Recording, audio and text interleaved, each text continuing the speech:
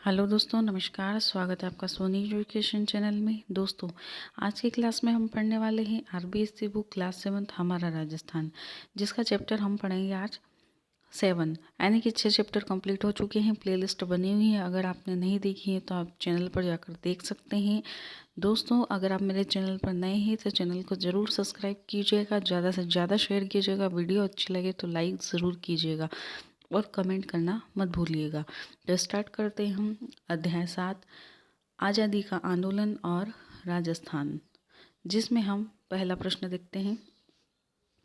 राजस्थान में बिजोलिया आंदोलन किससे संबंधित था? तो राजस्थान में जो बिजोलिया आंदोलन था वह किसान आंदोलन से संबंधित था। अगला प्रश्न है, भारत में एक संगठित किसान आंदोलन की शुरुआत का श्रेय किस आंदोलन को जाता है? तो मेवाड़ के बिजोलिया किसान आंदोलन को जाता है। अगला प्रश्न है, बिजोलिया किसान आंदोलन की प्रमुख विशेषता क्या थी? तो बिजोलिया किसान आंदोलन की प्रमुख विशेषता यह थी कि यह कितने वर्षों तक चला? तो यह 44 वर्षों तक चला और यह पूर्णतया अहिंसात्मक था। पूछा जा सकता है कि पूर्णतया अहिंसात्मक कौन सा आंदोलन रहा है, कौन सा किसान आंदोलन रहा है? तो बिजोलिया किसान आंदोलन रहा है। अगला प्रश्न है, बिजोलिया जो वर्तमान में भीलवाड़ा जिले में स्थित हैं, तत्कालीन कौन सी रियासत का ठिकाना था? तो यह मेवाड़ रियासत का ठिकाना था। अगला प्रश्न है, बिजोलिया किसान आंदोलन किस जाति के किसानों द्वारा प्रारंभ किया गया? तो बिजोलिया जो किसान आंदोलन था वह धाकड़ जाति के किसानों द्वारा प्रारंभ किया गया था। नेक्स्ट है, बिजोलिया किसान आंदोलन मुख्यतः कितने चरणों में विभक्त था? तो यह 3 चरणों में विभक्त था। 3 चरण कौन कौन से हैं, यानी कि कब से कब तक रहे हैं? तो 1897 से 1914 तक प्रथम चरण रहा है। दूसरा चरण 1914 से 1923 रहा है। तीसरा चरण 1923 से 1941 रहा है। नेक्स्ट है, 1897 ईस्वी में राव कृष्ण सिंह के समय बिजोलिया की जनता से कितनी प्रकार की लागतें ली जाती थी? तो 84 प्रकार की लागतें ली जाती थी। बिजोलिया की जनता से कितनी प्रकार की लागत ली जाती थी? 84 प्रकार की। किस शासक के समय? तो राव कृष्ण सिंह के समय। राव कृष्ण सिंह के समय 84 प्रकार की लागतें जो थी वह किस सन में ली गई थी? तो 1897 ईस्वी में। कैसा भी पूछ ले आपको तैयार रहना है ना, यानी कि आपको सारा जानकारी होना चाहिए।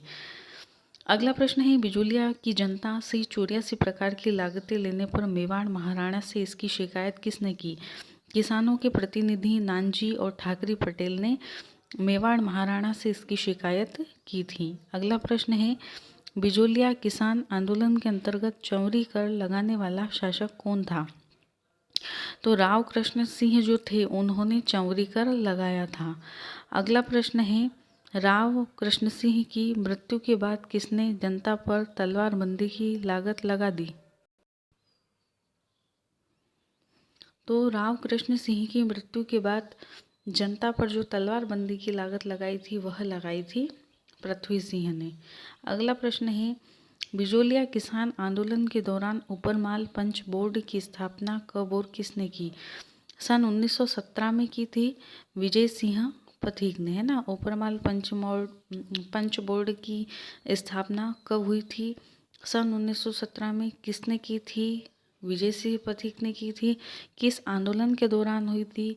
तो बिजोलिया किसान आंदोलन के दौरान। अगला प्रश्न है, बिजोलिया किसान आंदोलन के तीसरे चरण में किसने आंदोलन का नेतृत्व किया? तो जो तीसरा चरण था हमारा, हमने 3 चरण पढ़े हैं। तीसरे चरण में जमनालाल बजाज ने आंदोलन का नेतृत्व किया। अगला प्रश्न है, सन 1941 में किसके आदेश से राजस्व मंत्री डॉक्टर मोहन सिंह मेहता बिजोलिया गए? तो मेवाड़ के प्रधानमंत्री राघवाचार्य के आदेश से।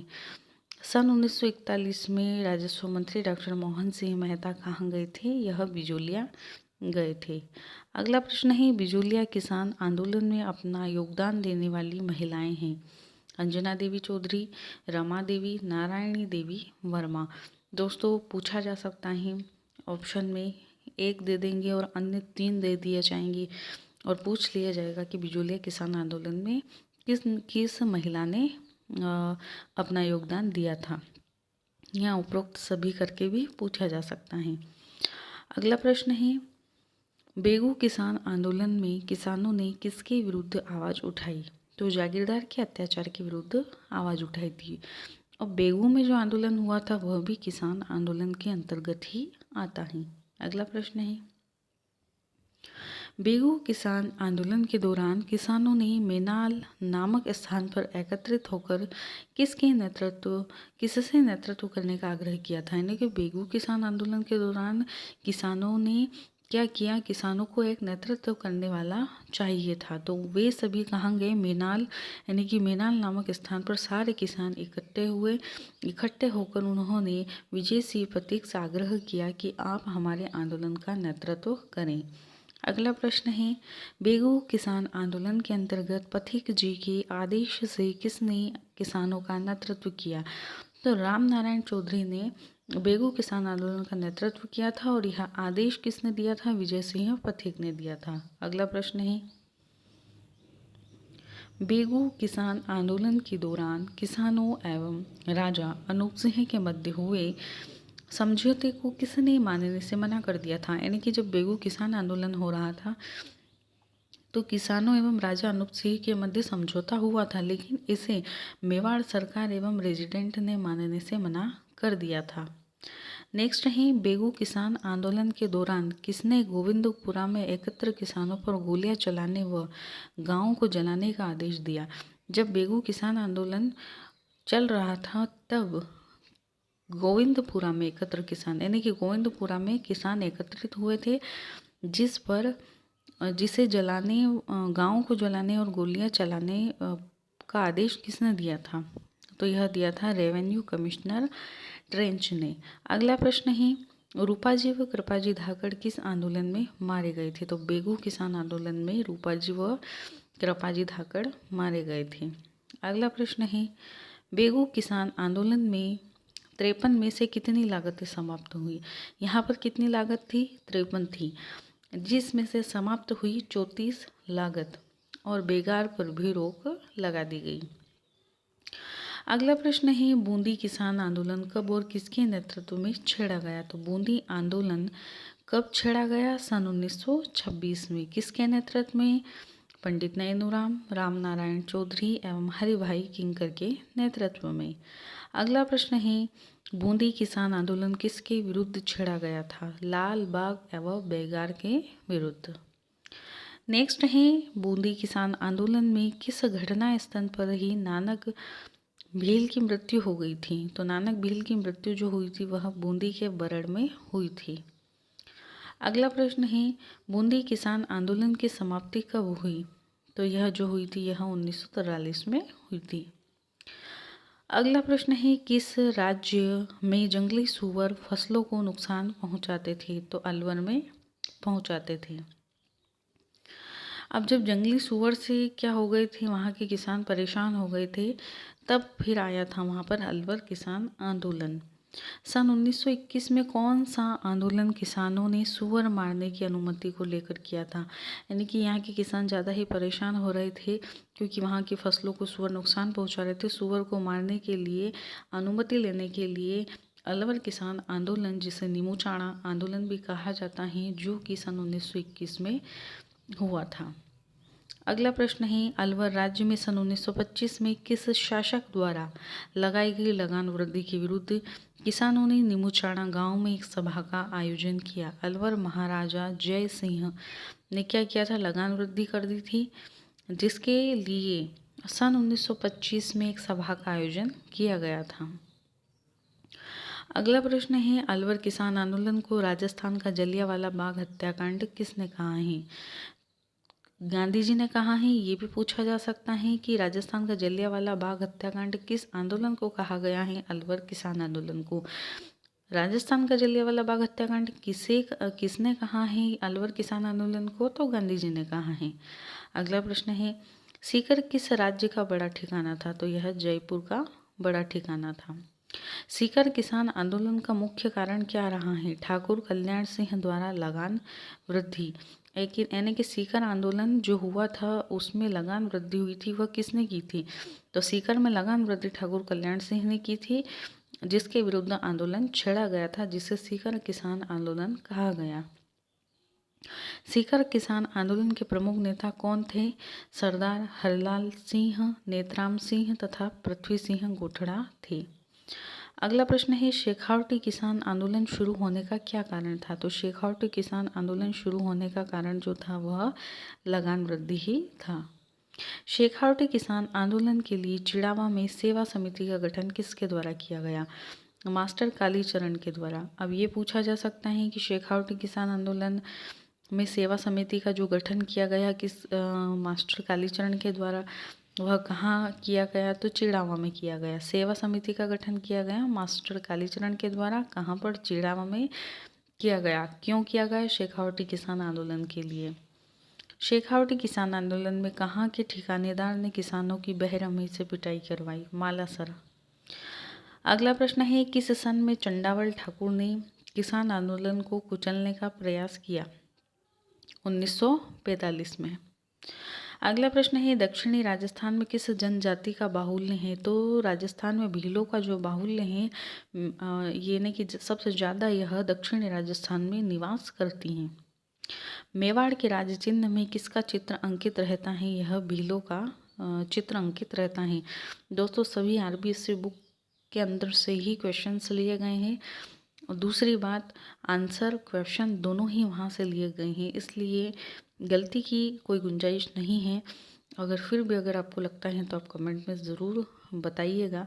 हो सकता है हमसे ही कहीं गलती हो जाए, लेकिन फिर भी इतनी कोशिश की गई है कि 3 से 4 बार इसको चेक करके ही मैं आपके सामने वीडियो बना रही हूँ। अगला प्रश्न है, मीणा जनजाति का बाहुल्य किस क्षेत्र में है? तो मीणा जनजाति का जो बाहुल्य है वह जयपुर एवं आसपास के क्षेत्र में है। नेक्स्ट है, भीलों में जागृति की विचारधारा का प्रसार करने में किसकी महत्वपूर्ण भूमिका रही है? गोविंद गुरु जो थे उन्होंने भीलों में जागृति की विचारधारा का प्रसार किया था। अगला प्रश्न है, संप सभा की स्थापना कब हुई थी? तो संप सभा की जो स्थापना है वह यहाँ पूछा गया है कि संप सभा की स्थापना किसने की? तो गोविंद गुरु ने की थी। संप सभा का अधिवेशन जो पहला अधिवेशन था वह 1913 में हुआ था। कहाँ हुआ था? मानगढ़ पहाड़ी पर आश्विन सुदी पूर्णिमा को हुआ था। अगला प्रश्न है, भील आंदोलन को अन्य किस नाम से जाना जाता है? तो इसे भगत आंदोलन के नाम से जाना जाता है। किसानों व आदिवासियों को बेगार, लगान, अत्याचार आदि के विरुद्ध संघर्ष का आह्वान मोतीलाल तेजावत ने किस स्थान पर किया? यानी कि जो किसानों व आदिवासियों को सबसे ज़्यादा किसान आंदोलन जो हुए थे वह बेगार, लगान, है ना, और अत्याचार के विरुद्ध ही हुए थे, जिसमें मोतीलाल तेजावत ने इसका आह्वान कहाँ किया था? तो इन्होंने किया था चित्तौड़ के मातृकुंडिया में किया था। ठीक है, चित्तौड़ के मातृकुंडिया में जो था वह किसानों व आदिवासियों के लिए जो संघर्ष किया था मोतीलाल तेजावत ने। आदिवासी जातियों के दूसरे मसीहा मोतीलाल, यानी कि आदिवासी जातियों के दूसरे मसीहा के नाम से मोतीलाल तेजावत को जाना जाता है। अगला प्रश्न है, एक ही आंदोलन को गति देने का श्रेय किसे जाता है? तो मोतीलाल तेजावत को ही जाता है। एक ही आंदोलन में हजारों आदिवासी कहाँ एकत्र? एक ही आंदोलन किससे संबंधित है? आदिवासी जनजातियों से संबंधित रहा है, जिसे जो कि उदयपुर में एकत्र हुए थे। इसमें एक ही आंदोलन में हजारों आदिवासी उदयपुर में एकत्रित हुए थे। एक ही आंदोलन में आदिवासियों ने उदयपुर में एकत्रित होकर किसे व कौन सा मांग पत्र दिया? यानी कि जो आदिवासी उदयपुर में तो एकत्रित हुए थे, लेकिन क्यों गए थे वे? क्योंकि वहाँ 21 सूत्रीय मांग पत्र देना था उनको, और मतलब 21 सूत्रीय जो मांग पत्र था आदिवासियों ने महाराणा को दिया था। 21 सूत्रीय मांग पत्र को क्या कहा गया? मेवाड़ की पुकार कहा गया। अगला प्रश्न है, 21 सूत्रीय मांग पत्र में महाराणा ने तत्काल, यानी कि उसी समय 18 मांगे स्वीकार कर दी थी। अगला प्रश्न है, देवल, डूंगरपुर, बांसवाड़ा में भीलों को संगठित करने का श्रेय किसे जाता है? भोगीलाल पंड्या और हरदेव जोशी को जाता है। नेक्स्ट है वह मीणा जिसे अंग्रेजों ने शांति व्यवस्था की जिम्मेदारी दी थी। यानी कि मीणाओं को मीणा जनजाति के जो लोग थे उन्हें अंग्रेजों ने उन्हें क्या किया था, शांति व्यवस्था की जिम्मेदारी दी थी। तो ऐसे मीणा जिन्हें शांति व्यवस्था दी गई थी उन्हें चौकीदारी मीणा के नाम से जाना जाता था। चौकीदारी मीणा क्या कार्य करते थे? यह चौकीदारी करते थे, वह गांव वालों से चौथ वसूला करते थे। अगला प्रश्न है सन 1924 में किस एक्ट के तहत 12 वर्ष से अधिक आयु के मीणा जाति के लोगों को प्रतिदिन समीप के थाने में अपनी उपस्थिति देने के लिए पाबंद किया गया? क्रिमिनल ट्राइब्स एक्ट के तहत। नेक्स्ट है मीणा समाज में व्याप्त बुराइयों, जरायम पेशा जैसे कठोर कानून को हटवाने और चौकीदारी प्रथा समाप्त करने के लिए कौन सा आंदोलन चलाया गया था? तो इसके लिए मीणा जनजाति आंदोलन चलाया गया था। अगला प्रश्न है जरायम पेशा कानून कब समाप्त हुआ? तो यह हुआ था सन 1952 में। नेक्स्ट है प्रजामंडल का क्या अर्थ है? प्रजा का मंडल अथवा संगठन। अगला प्रश्न है किसने कहा कि किसी स्थान पर जन आंदोलन तभी आरंभ हो सकता है जब वहाँ की जनता तैयार हो? पंडित जवाहरलाल नेहरू ने कहा था। अगला प्रश्न है मारवाड़ प्रजामंडल की स्थापना किसने की? अब अभी तक हमने किसान आंदोलन के बारे में चर्चा की थी, अब हम प्रजामंडल के बारे में प्रश्न देखते हैं। तो मारवाड़ प्रजामंडल की स्थापना जय नारायण व्यास ने की थी। अगला प्रश्न है मारवाड़ प्रजामंडल की स्थापना कब और कहाँ हुई? तो यह हुई थी सन 1934 में जोधपुर में हुई थी।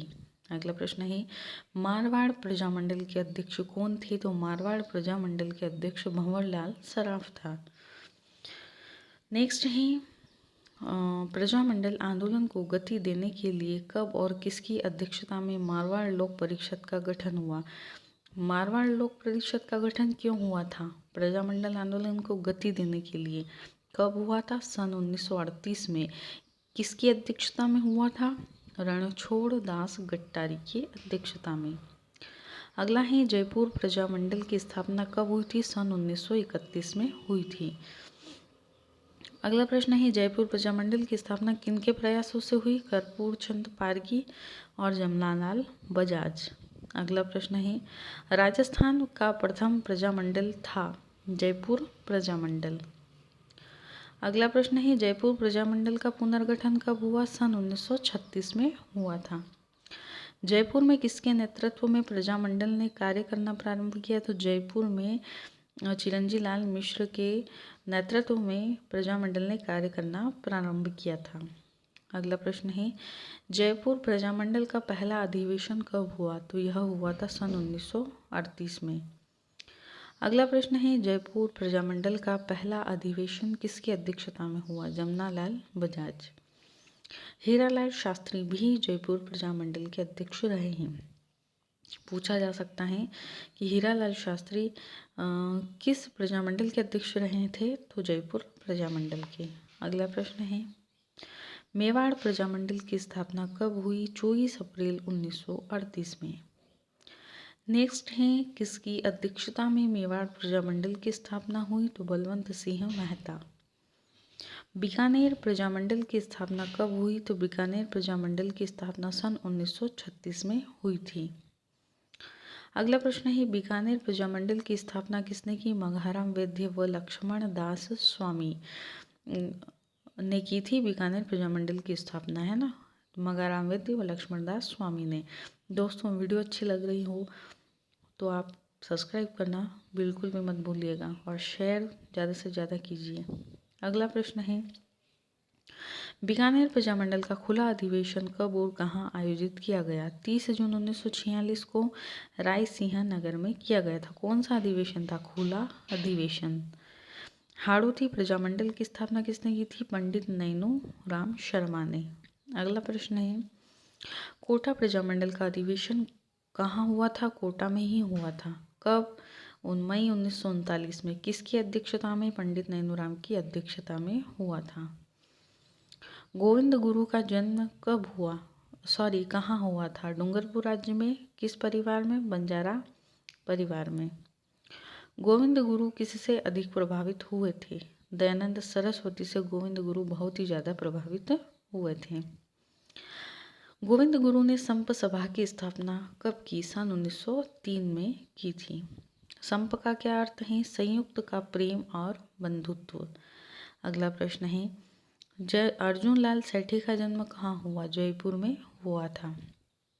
नेक्स्ट है, वर्धमान विद्यालय की स्थापना किसके द्वारा की गई? तो वर्धमान विद्यालय की स्थापना अर्जुन लाल सेठी के द्वारा की गई थी। वर्धमान विद्यालय की स्थापना अर्जुन लाल सेठी के द्वारा कहाँ की गई? जयपुर में की गई। अगला प्रश्न है, किस विद्यालय में क्रांतिकारियों को प्रशिक्षण दिया जाता था? वर्धमान विद्यालय में दिया जाता था। नेक्स्ट है, राजस्थान में सशस्त्र क्रांति का संगठन करने का दायित्व किसे सौंपा गया? अर्जुन लाल सेठी को सौंपा गया था। क्या? सशस्त्र क्रांति का संगठन करने का कार्य। अगला प्रश्न है, केसरी सिंह बाराहट किस क्रांति से जुड़े थे? तो यह भी सशस्त्र क्रांति से जुड़े हुए थे, लेकिन अर्जुन लाल सेठी को सशस्त्र क्रांति के संगठन का कार्य सौंपा गया था। इनके साथ अनेक लोग और भी जुड़े हुए थे, तो आप कंफ्यूज मत होना कि सशस्त्र क्रांति के संबंध में 3-4 प्रश्न आ रहे हैं तो आप कंफ्यूज हो जाए नहीं। सशस्त्र क्रांति के संगठन का दायित्व अर्जुन लाल सेठी को सौंपा गया था। अगर सशस्त्र क्रांति के संबंध में केसरी सिंह बाराहट का नाम आता है तो ये भी जुड़े हुए थे। अगला प्रश्न है, चेतावनी चुंगटिया नामक प्रसिद्ध सोरठ के रचनाकार कौन है? केसरी सिंह बाराहट। अगला प्रश्न है, चेतावनी चुंगटिया नामक रचना में केसरी सिंह बाराहट ने मेवाड़ महाराणा को किस शासन के विरुद्ध सचेत किया था? यानी कि उन्होंने जो ये रचना लिखी थी उसमें ब्रिटिश शासन के विरुद्ध सचेत किया था। किसे? मेवाड़ महाराणा को। विजय सिंह पथिक का वास्तविक नाम क्या था? भूप सिंह गुर्जर था। अगला प्रश्न है, विजय सिंह पथिक का जन्म कब हुआ? कहाँ हुआ था? उत्तर प्रदेश के बुलंदशहर जिले में हुआ था। नेक्स्ट है, विजय सिंह पथिक नाम से किस आंदोलन का नेतृत्व किया गया? तो विजय सिंह पथिक नाम से बिजोलिया किसान आंदोलन का नेतृत्व किया गया था। राजस्थान सेवा संघ की स्थापना कब और कहाँ की गई? सन 1919 में वर्धा में की गई थी। किस संघ की स्थापना? राजस्थान सेवा संघ की स्थापना। सेठ दामोदर दास राठी का जन्म कहाँ हुआ? पोकरण मारवाड़ में। अगला प्रश्न है, सेठ दामोदर दास राठी की अंतरंग मित्रता किससे थी? खरवा के राव गोपाल सिंह से थी। अगला प्रश्न है, ब्यावर में आर्य समाज की नींव किसने रखी? आर्य समाज की नींव ब्यावर में किसने रखी थी? ठीक है ना, आप इसको याद रखना। सन 1921 में राठी जी ने। अगला प्रश्न है, ठाकुर जोरावर सिंह के बड़े भाई का क्या नाम था? केसरी सिंह बाराहट था। अगला प्रश्न है, अमर शहीद कुंवर प्रताप सिंह के चाचा कौन थे? ठाकुर जोरावर सिंह। ठाकुर जोरावर सिंह को पकड़ने के लिए किस सरकार ने इनाम की घोषणा की थी? कोटा सरकार ने तथा बिहार सरकार ने की थी। ठाकुर जोरावर सिंह की मृत्यु कब हुई थी? सन 1939 में हुई थी। कुंवर प्रताप सिंह किसके पुत्र थे? केसरी सिंह बाराहट के पुत्र का नाम कुंवर प्रताप सिंह था। कुंवर प्रताप सिंह ने किसके साथ मिलकर क्रांतिकारी गतिविधियों में भाग लिया था? राज बिहारी बोस के साथ। कुंवर प्रताप सिंह के परिचित किस स्टेशन मास्टर ने धोखे से गिरफ्तार? यानी कि कुंवर प्रताप सिंह जो थे जोधपुर से जब वे सफ़र करके आ रहे थे तब उनके ही परिचित स्टेशन मास्टर आसानाडा स्टेशन मास्टर जो थे उन्होंने धोखे से कुंवर प्रताप सिंह को गिरफ्तार करवा दिया था। अगला प्रश्न है, गिरफ्तारी के बाद प्रताप सिंह को किस जेल में भेजा गया था? बरेली जेल में भेजा गया था। यानी कि आसानाडा स्टेशन मास्टर ने जब इन्हें गिरफ्तार करवा दिया गया था तो वहाँ से फिर इन्हें बरेली जेल में भेजा गया। कुंवर प्रताप सिंह की धैर्य और सहिष्णुता के आगे CID के डायरेक्टर सर चार्ल्स क्लीवलैंड चकरा गए थे। अगला प्रश्न है, कुंवर प्रताप सिंह किस जेल में शहीद हुए थे? तो यह बरेली जेल में ही शहीद हो गए थे। राजस्थान में सशस्त्र क्रांति का कार्य राव गोपाल सिंह व विजय सिंह पथिक को सौंपा गया था। अगला प्रश्न है, राव गोपाल सिंह व विजय सिंह पथिक को अंग्रेजों ने कहाँ नजरबंद किया? तो टॉडगढ़ में इन्हें नज़रबंद किया गया था और जहाँ से इन्हें नज़रबंद किया गया वहाँ से फिर ये कुछ दिनों के पश्चात लापता हो गए थे।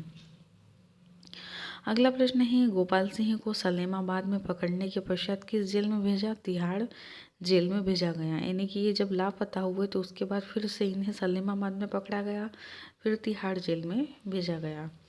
राव गोपाल सिंह को फिर वहाँ से 1920 में रिहा किया गया। बिना मजदूरी के बलपूर्वक करवाया जाने वाले काम को क्या कहा जाता था? तो बेगार कहलाता था। यानी कि बेगार किसे कहते हैं? बिना मजदूरी के बलपूर्वक कार्य। जागीरदारों द्वारा अपनी जनता से लिया जाने वाला लागत कर और बेगार लाल बाग कहा जाता था। जनता से बेटी की शादी पर जागीरदार द्वारा लिया जाने वाला कर कौन सा था? चंवरी कर था। ठीक है, तो ये आपका चैप्टर कंप्लीट हो चुका है। मुझे उम्मीद है कि आपको ये वीडियो पसंद आई होगी और अगर कंटेंट अच्छा लगा हो तो सब्सक्राइब ज़रूर कीजिएगा, ज़्यादा से ज़्यादा शेयर कीजिएगा ताकि ज़्यादा लोग जुड़ेंगे और तभी हमें मोटिवेशन मिलेगा, क्योंकि हम इतनी मेहनत करते हैं और उसके बावजूद भी अगर हमें वो रिस्पांस नहीं आता है तो काफ़ी दुख पहुंचता है कि इतनी मेहनत करने के बावजूद भी हमें रिस्पांस नहीं मिल रहा है। शायद या तो हम में कमी हो, अगर कमी लग रही है तो आप कमेंट बॉक्स में कमेंट ज़रूर कीजिएगा, ज़्यादा से ज़्यादा शेयर कीजिएगा। धन्यवाद।